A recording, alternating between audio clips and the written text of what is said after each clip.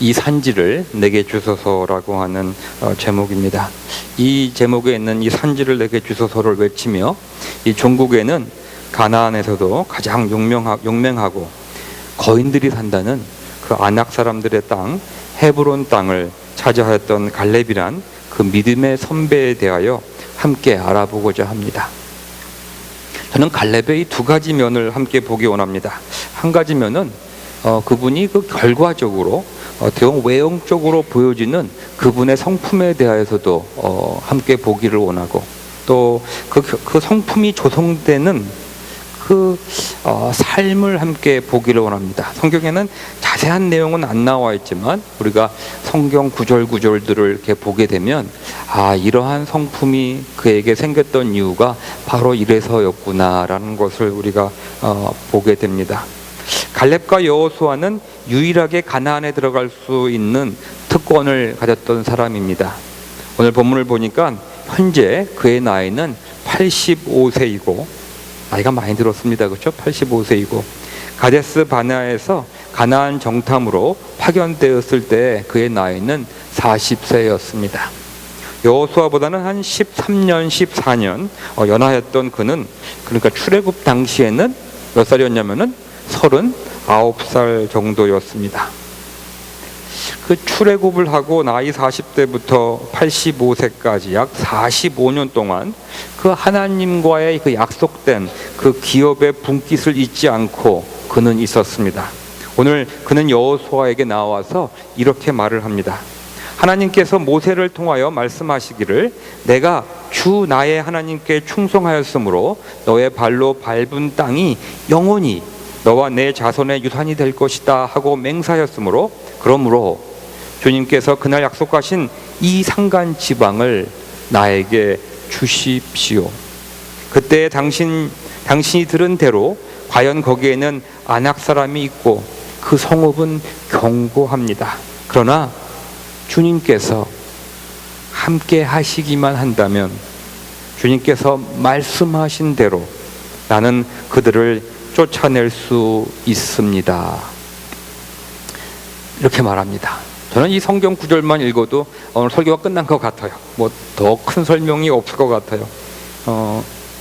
주님께서 나와 함께 하시기만 한다면, 주님께서 말씀하신 대로 그 말씀이 이루어질 것이다 라고 말하는 이 성경 구절 하나가 아마 오늘 우리가 받아야 되는 구절이라고 생각합니다. 갈렙은 하나님의 언약을 잊지 않고 있을 뿐만 아니라 그 하나님의 언약에 대해서 담대히 요청하는 그런 사람이었습니다. 우리는 이 갈렙이라는 사람을 좀 더 알아보기 원합니다. 가데스 바네아에서 이스라엘 백성들이 애굽으로 돌아가자고 왜 이런 땅에 와서 우리를 죽게 만들었냐고 아우성치면서 하나님을 반역할 때 그는 여호수아와 함께 하나님과 그 하나님의 종편에, 모세의 편에 섰던 사람입니다. 하나님께서는 갈렙에게 대해서 이렇게 말씀하셨습니다. 우리 민수기서 14장 24절을 보면 오직 내 종 갈렙은 그 마음이 그들과 달라서 나를 온전히 쫓았은즉 그의 갔던 땅으로 내가 그를 인도하여 드리리니 라고 말씀하셨습니다. 얼마나 하나님이 보시기에 갈렙의 모습이 이뻤으면 갈렙이 땅을 밟았던 그 헤브론 땅, 그 가나안 땅에서도 가장 힘세고 용맹스럽고 무서운 족속들이 살고 있다고 하는 그 헤브론 땅을 하나님께서는 반드시 인도하겠다라고 그에게 언약을 주셨습니다.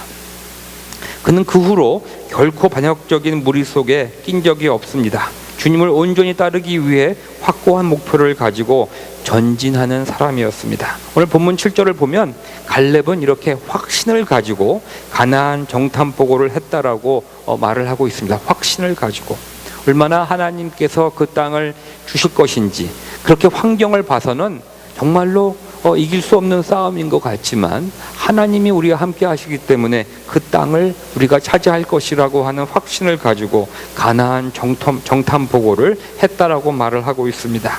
이 70인 여기에서 보니까 그의 마음으로라고 번역을 합니다. 다시 말해서 그 의라고 하는 말은 모세의, 혹은 하나님의라고 따로 읽을 수가 있겠습니다. 다시 말해서 그의 마음은 하나님과 모세의 마음과 일치되었다라고 성경은 우리에게 말합니다. 저는 하나님의 마음과 일치할 수 있는 유일한 방법은 모르겠어요. 다른 방법이 있으면 저한테 말씀해 주세요. 저도 그걸 한번 트라이 보고 싶은데, 제가 믿음 생활을 하면서 유일하게 알게 된 그 방법이 하나 있다면 기도하는 것 말고는 하나님의 마음을 나의 심령 안에 받을 수가 없습니다. 참 기도라고 하는 것이 뭐 그렇게 대단한가 저도 무척 많은 생각을 합니다. 하지만 기도하고 나면 그때서야 아 그렇구나라고 말을 합니다. 그래서 우리 다 합리적인 거를 좋아하고 논리를 좋아하는 우리들이지만 기도를 하는 사람들에게는 그 심령 안에 하나님의 마음이 들어간다고 하는 것을 저는 말씀드리고 싶습니다. 그는 기도하는 사람이었고 하나님의 마음을 자신의 마음에 담을 수 있는 그러한 기도의 용사였습니다.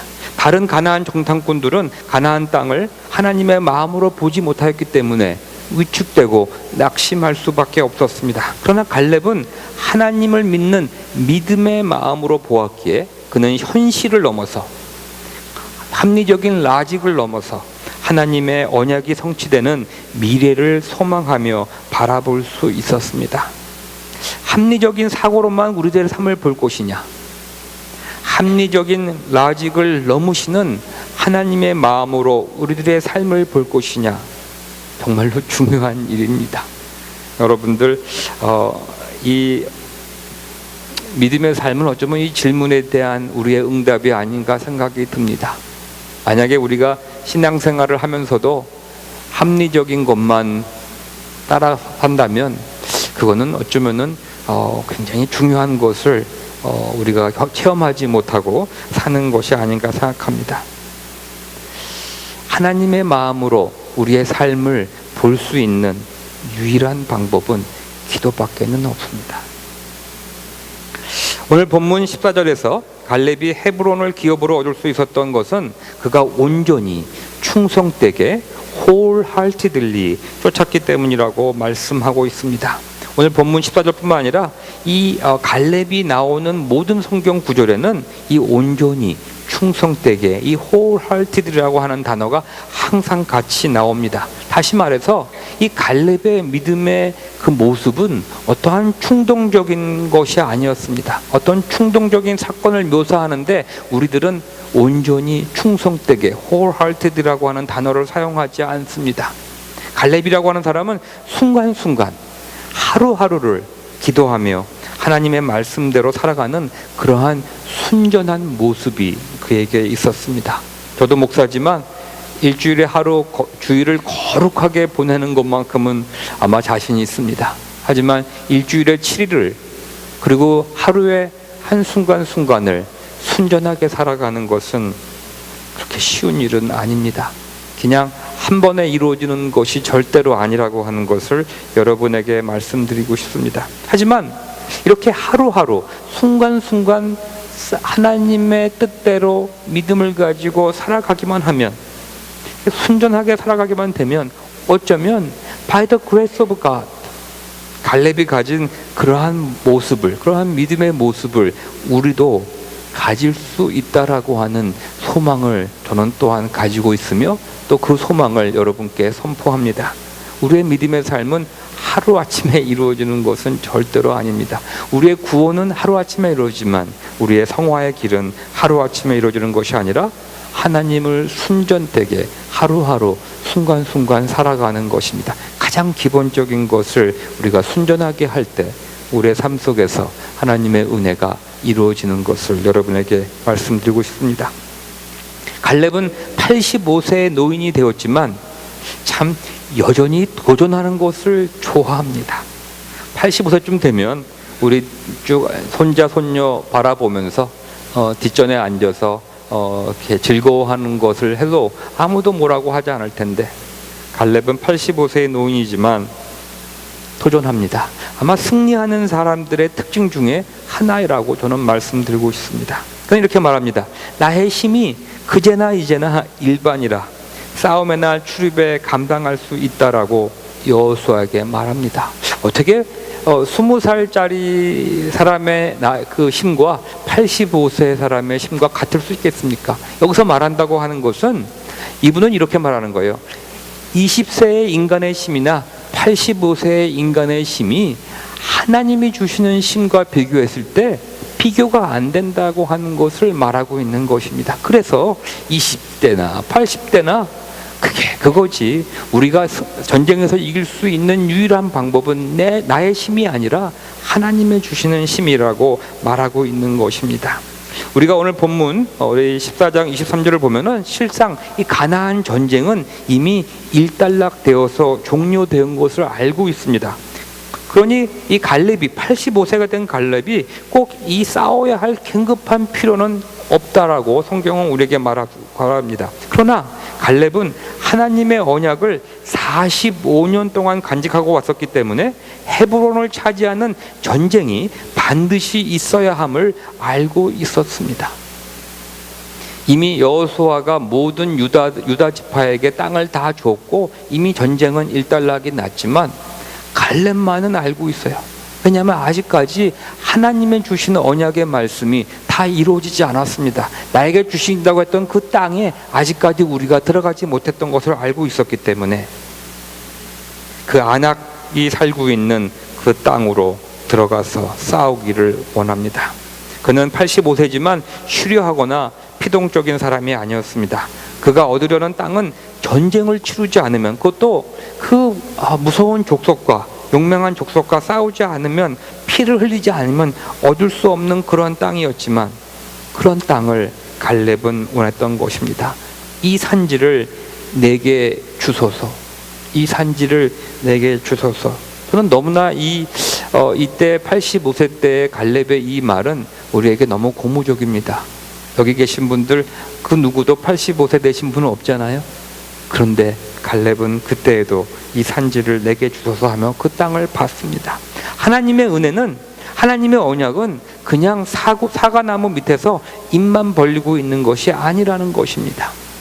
그 언약의 성취됨을 믿고 진취적으로, 적극적으로 성령님과 프로액티브하게 동역할 때 비로소 하나님의 언약이 여러분의 삶 속에서 이루어지게 된다라고 말씀을 드리고 싶습니다.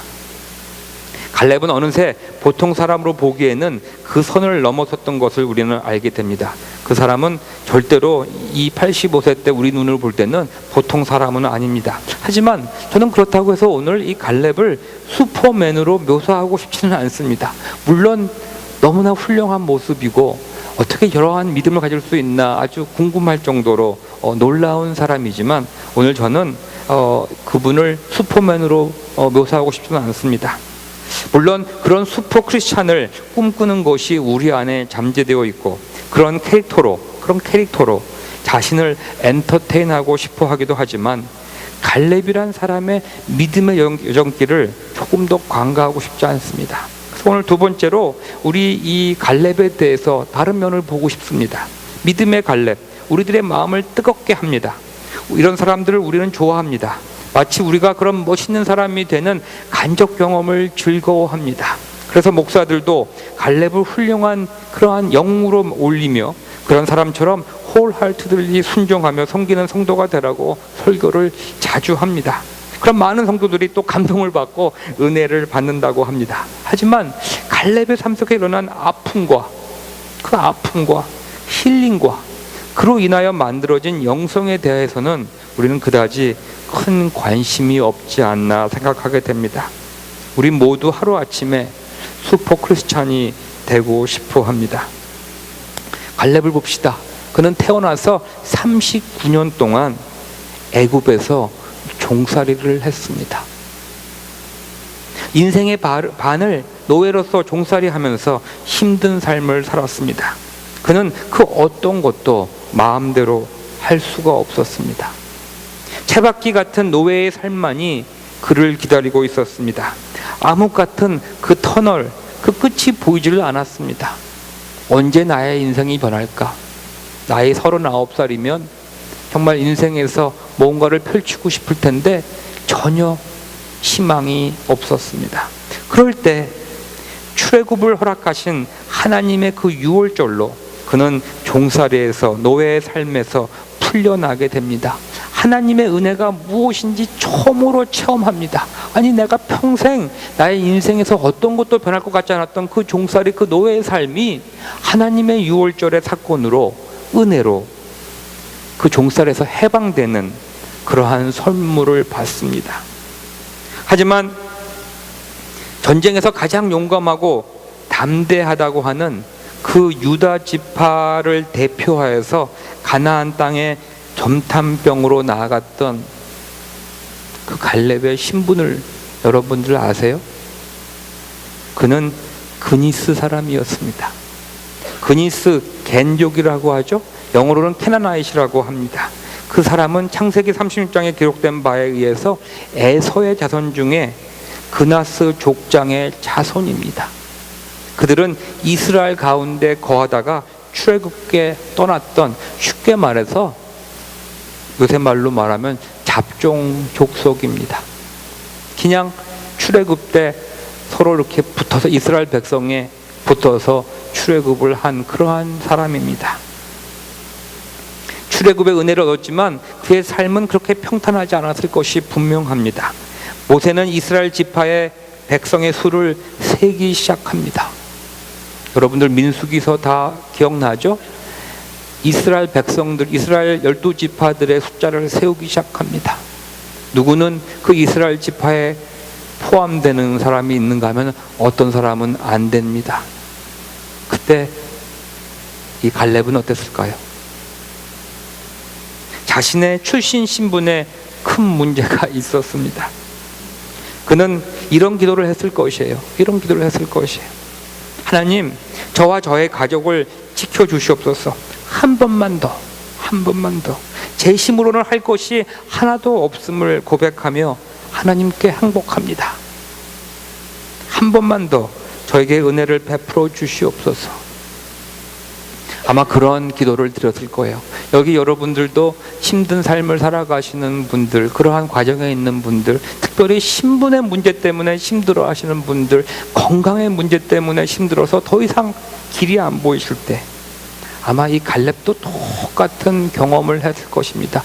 노예의 삶 속에서 겨우 풀려났는데 더 이상 자기를 받아들이지 않는 이스라엘 민족 가운데 그는 유다 지파에, 어떻게 되는지 성경에 나오지 않지만 유다 지파에 소속이 됩니다. 그니스의 겐족의 사람으로 이스라엘 백성 중에서 가장 용맹하다고 하는 유다 지파 속에 속하게 됩니다.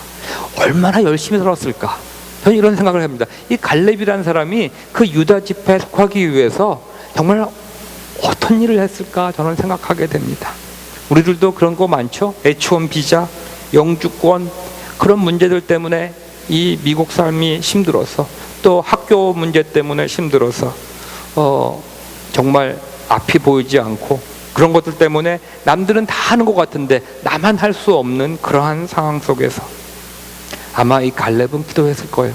하나님, 제 힘으로는 할 수가 없습니다. 하나님께 항복합니다. 저에게 다른 줄이 있는 것도 아니고 다른 방법이 있는 것도 아니고 하나도 없습니다. 하나님만 의지합니다. 한 번만 더 저에게 하나님의 은혜를 허락하여 주옵소서.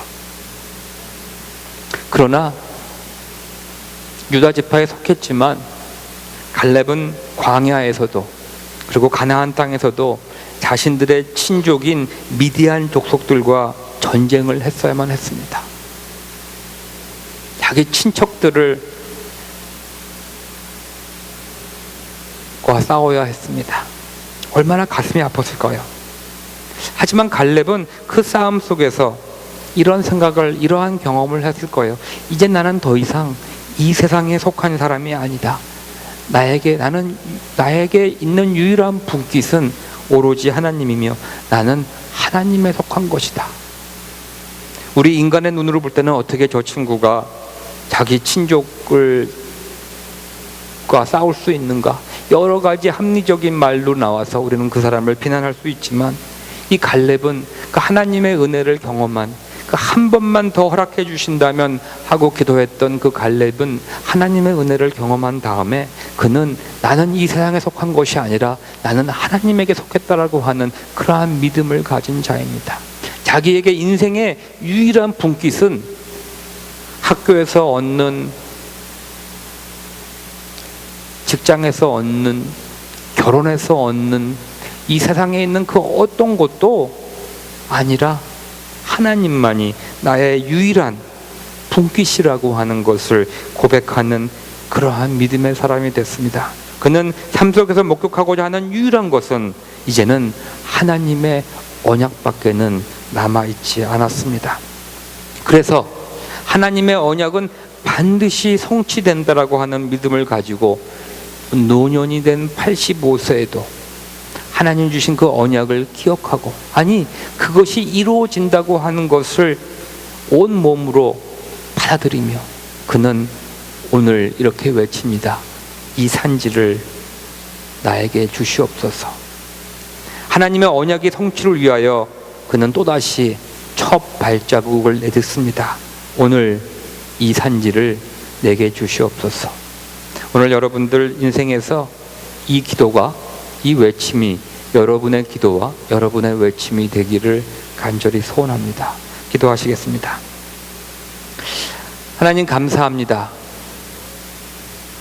우리는 이 삶을 살아가면서 너무나 많은 줄을 잡고 살고 있습니다.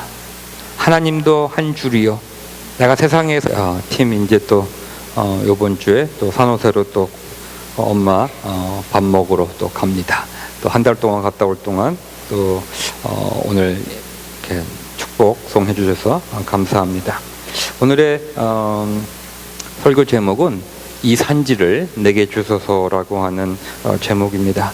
이 제목에 있는 이 산지를 내게 주소서를 외치며 이 종국에는 가나안에서도 가장 용맹하고 거인들이 산다는 그 아낙 사람들의 땅 헤브론 땅을 차지하였던 갈렙이란 그 믿음의 선배에 대하여 함께 알아보고자 합니다. 저는 갈렙의 이 두 가지 면을 함께 보기 원합니다.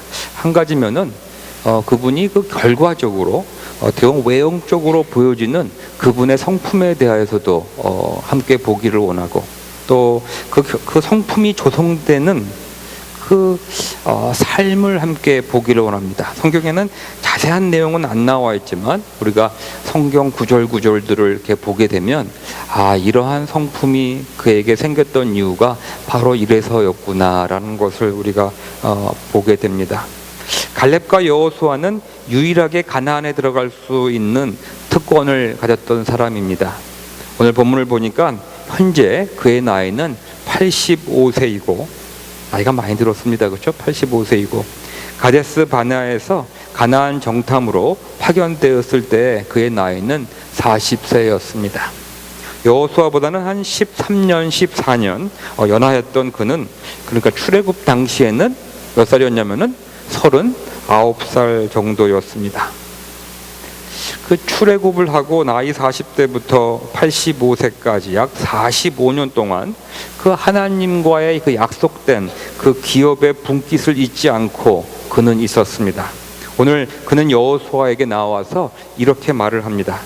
하나님께서 모세를 통하여 말씀하시기를 내가 주 나의 하나님께 충성하였으므로 너의 발로 밟은 땅이 영원히 너와 내 자손의 유산이 될 것이다 하고 맹세하였으므로, 그러므로 주님께서 그날 약속하신 이 산간 지방을 나에게 주십시오. 그때 당신이 들은 대로 과연 거기에는 아낙 사람이 있고 그 성읍은 견고합니다. 그러나 주님께서 함께 하시기만 한다면, 주님께서 말씀하신 대로 나는 그들을 쫓아낼 수 있습니다. 이렇게 말합니다. 저는 이 성경 구절만 읽어도 오늘 설교가 끝난 것 같아요. 뭐 더 큰 설명이 없을 것 같아요. 주님께서 나와 함께 하시기만 한다면, 주님께서 말씀하신 대로 그 말씀이 이루어질 것이다 라고 말하는 이 성경 구절 하나가 아마 오늘 우리가 받아야 되는 구절이라고 생각합니다. 갈렙은 하나님의 언약을 잊지 않고 있을 뿐만 아니라 그 하나님의 언약에 대해서 담대히 요청하는 그런 사람이었습니다. 우리는 이 갈렙이라는 사람을 좀 더 알아보기 원합니다.